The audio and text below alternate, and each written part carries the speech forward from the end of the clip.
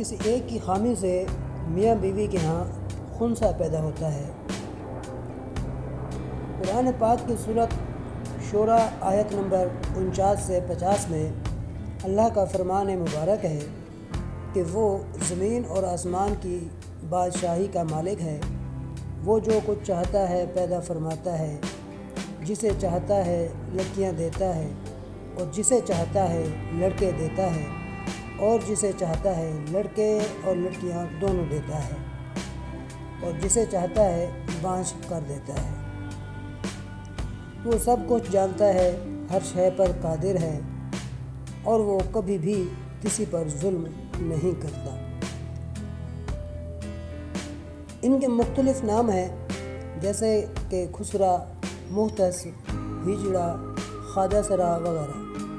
ان میں سوائے خواجہ سرا کے باقی کے نام میں طنز نظر آتا ہے۔ یہ لفظ قدرے بہتر ہے۔ یہ نام ان کو مغل بادشاہوں نے دیا تھا۔ فارسی زبان میں افسر کو خواجہ اور محل کو سراں کہتے ہیں، لہذا اس سے مراد ہوا محل کے افسر۔ لیکن یہ تیسری جنس کے لوگ پیدا کیسے ہوتے ہیں؟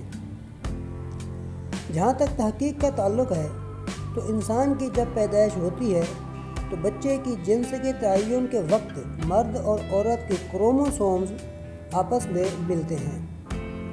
ان میں سے کچھ کروموسومز ایسے ہوتے ہیں جو کہ جینڈر کا تعین کرتے ہیں۔ اگر مرد کے کروموسومز غالب ہوں تو لڑکا پیدا ہونے کا اشارہ ہے، اور اگر اس کے برعکس ہو تو لڑکی پیدا ہونے کا اشارہ ہے۔ لیکن تیسری جنس میں یہ ہوتا ہے کہ مرد اور عورت دونوں کے کروموسومز جب نہ غالب ہوں نہ مغلوب یعنی برابر ہوں تو تب یہ جنس پیدا ہوتی ہے، جو کہ بہت کم ہی ایسا ہوتا ہے۔ ایک اور اہم بات جان لیجئے کہ اس جنس میں بھی مرد اور عورت ہوتی ہے۔ یہاں پر بھی کروموسومز کا کردار ہے سارا کا سارا۔ آج کی اس ویڈیو میں ایک چھوٹی سی معلومات آپ تک پہنچائی ہے، امید ہے آپ کو اچھی لگی ہوگی۔ لائک اور شیئر ضرور کیجئے، چینل کو سبسکرائب کیجئے۔ اللہ حافظ۔